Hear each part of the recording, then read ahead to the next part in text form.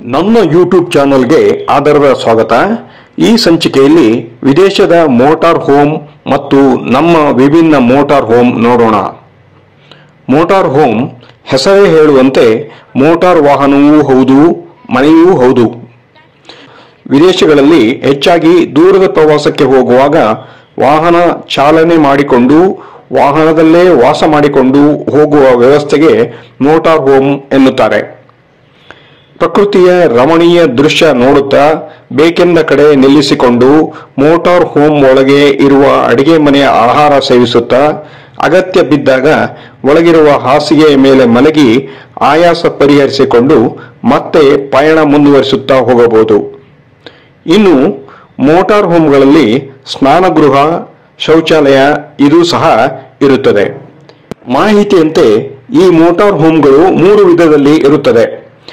A ರೀತಿಯ motor home ಅತಿ ದೊಡ್ಡದು ಮತ್ತು ವೈಭವಯುತ, ಆದರೆ ಬಿ ಮಾದರಿಯಲ್ಲಿ ವ್ಯಾನ್ ಗಾತ್ರದ ಮೋಟಾರ್, ಹಾಗೂ ಸಿ ಎಂದರೆ ಕಾರ್ ಗಾತ್ರದ್ದು. ಹೀಗೆ ವಿಧ ವಿಧ ಮೋಟಾರ್ ಹೋಮ್ಗೆ ಶುಲ್ಕ ಸಹ ವಿಧ ವಿಧ. ಈ ಮೋಟಾರ್ ಹೋಮ್ ಜೊತೆ ಹತ್ತಿರ ತಿರುಗಾಡಲು ಸೈಕಲ್, ನೀರಿನ ಮೇಲೆ ತೇಲಲು ದೋಣಿಗಳು ಇತ್ಯಾದಿ ಇಟ್ಟುಕೊಂಡು ಸಹ ಹೋಗಬಹುದು. ಒಟ್ಟಾರೆ ಮನೆ ಬಿಟ್ಟು ರಸ್ತೆಯ ಮೇಲಿದ್ದರೂ ಮನೆಯ ಅನುಭವ ನೀಡುವ ಇವು ಹೋಮ್ ಮತ್ತು ವರ್ಕ್ ಫ್ರಮ್ ಹೋಮ್ ನಿಂದ ಹೊರಬಿದ್ದಾಗ ಬಳಸಬಹುದಾದ ಮೋಟಾರ್ ಹೋಮ್. ಇತ್ತೀಚೆಗೆ ನಮ್ಮ ದೇಶದಲ್ಲೂ ಇದು ಪರಿಚಿತವಾಗುತ್ತಿದೆ. ಸ್ನೇಹಿತರೆ, ವಿದೇಶ ಪ್ರವಾಸದಲ್ಲಿರುವ ನನ್ನ ಮಿತ್ರ ಶ್ರೀ ಕೆ.ವಿ. ಕೃಷ್ಣಮೂರ್ತಿ ಇವರು ಈ ಮೋಟಾರ್ ಹೋಮ್ ಬಗ್ಗೆ ತಮ್ಮ ವಿಡಿಯೋ ಕಳಿಸಿದ್ದಾರೆ. ಹೇಗಿದೆ ನೋಡೋಣ ಬನ್ನಿ. Apollo 6 bird, and let me introduce you our motorhome. And the front, I'm just entering from the front. So you have driver's seat here, and as you can see, this is the area where the rest of the crew member will be seating, and this will be converted into a bedroom, and we have another bed on the top. And there are plenty of storage spaces here, and you can see you have the water indicator, the battery monitor, and the switches for pump, lights and fridge on your left. And on your right you can see you have a TV which doesn't receive signal but can take DVDs and USBs. And you have a stove here. It is connected to the gas outside, and you have the cutleries and utensils. You even have a microwave here, and the dishwashing sink, and a mini refrigerator. Have a look at the mini bathroom. It's a toilet, and you have shower in it. So you have aircon on the top. You have plenty of storage spaces even in the back. And this area here, which you can see, is the bed for another 2 people, and that's the interior part of it. Let's move to the outside.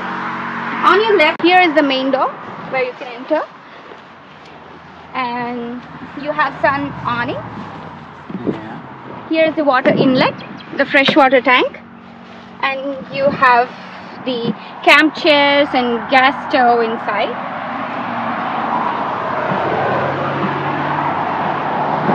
And the power cords are present here, and the water hose, and you have the power plugged in when you are at the campsite.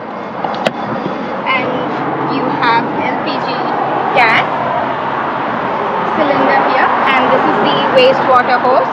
We just turn the valve on,